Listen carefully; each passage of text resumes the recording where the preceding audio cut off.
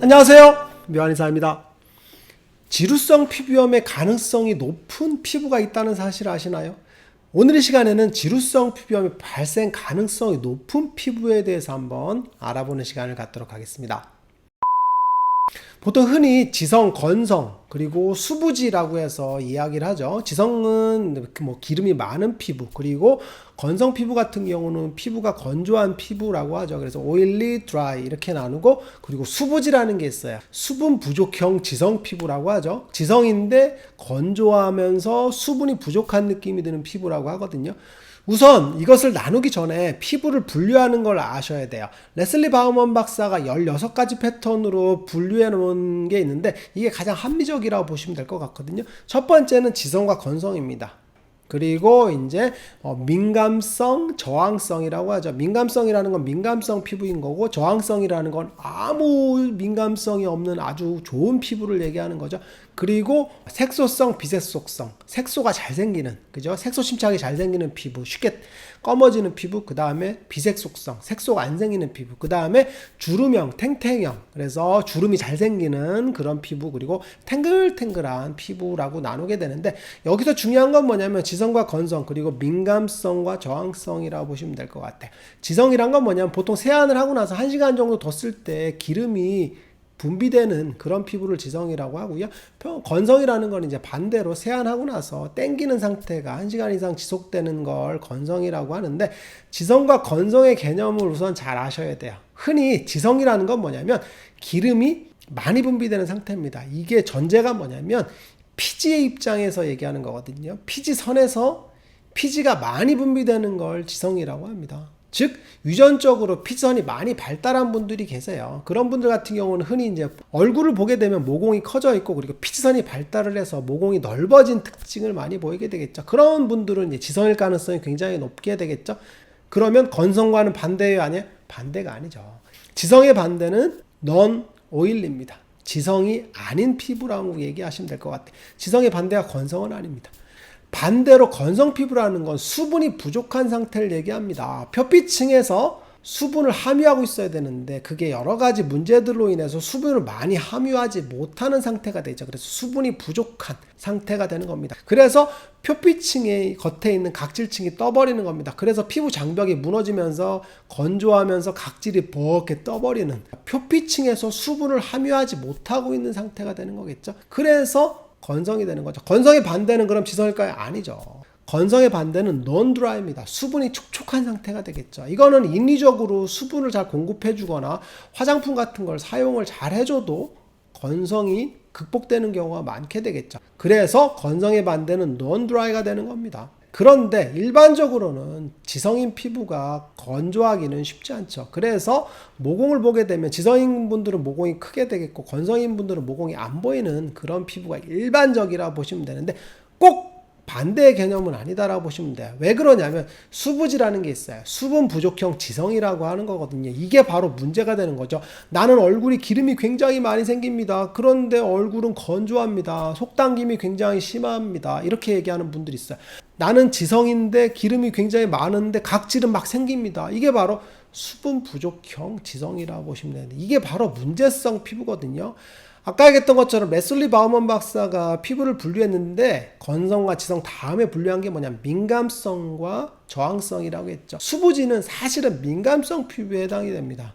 민감성 피부는 보통 4가지로 분류하거든요. 여드름성 피부, 홍조형 피부, 그 다음에 따끔따끔한 피부, 그 다음에 알레르기 피부입니다. 예상하셨겠지만 이 민감성 피부에 해당되는 경우가 지루성 피부염인 경우가 대부분입니다. 즉 지루성 피부염 중에서 구진이 생기는 그런 형태들이 여드름성 피부인 거고요. 그리고 홍조형 타입에 해당되는 게 홍조형, 그리고 따끔따끔한 것들도 마찬가지로 습진형 타입에서 따끔따끔하면서 생기거든요. 그리고 알레르기성, 맞죠, 아토피처럼 피부가 붉어지면서 습진이 뻥하고 터지는 것들, 즉 민감성 피부는 지루성 피부의 특징을 다 갖고 있습니다. 그러므로 민감성 피부이면서 지성이냐 건성이냐를 나눠야 되는데, 수부지 같은 경우는 이제 지성 피부인 특성을 갖고 있죠. 거기에 수분이 부족한 상태라고 보시면 되는데, 이게 바로 민감성으로 가기 쉬운 피부라고 보시면 될 것 같아요.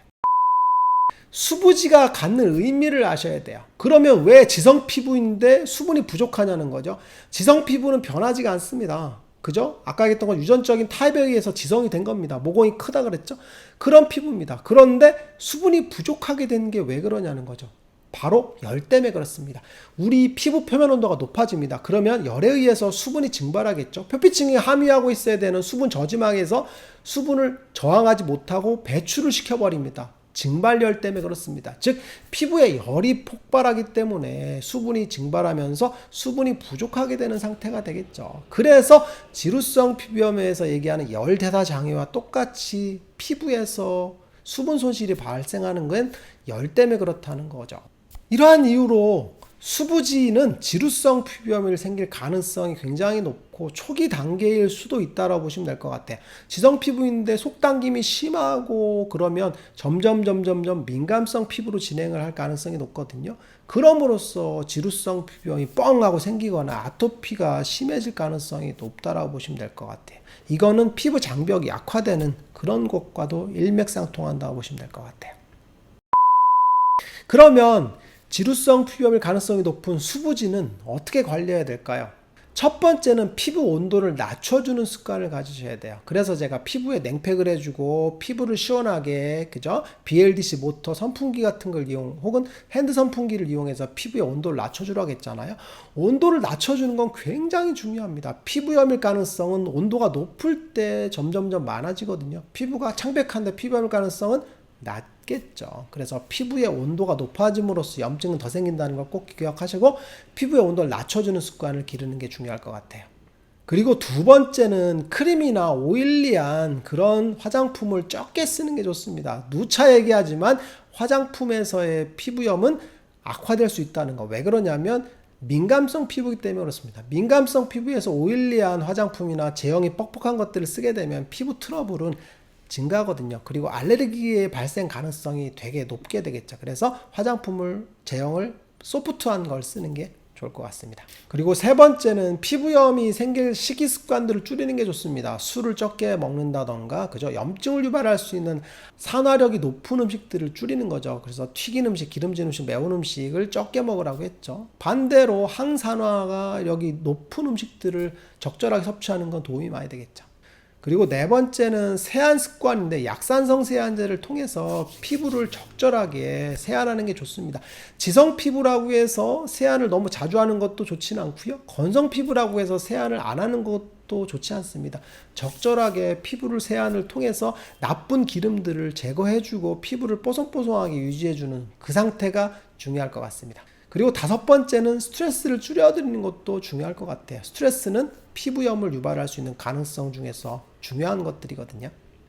오늘 이 시간에는 지루성 피부염이 생길 가능성이 높은 수부지에 대해서 한번 알아봤어요. 수부지가 생기는 이유와 그 예방법을 잘 지킨다면 건강한 피부를 유지할 수 있을 것 같습니다. 빠잉!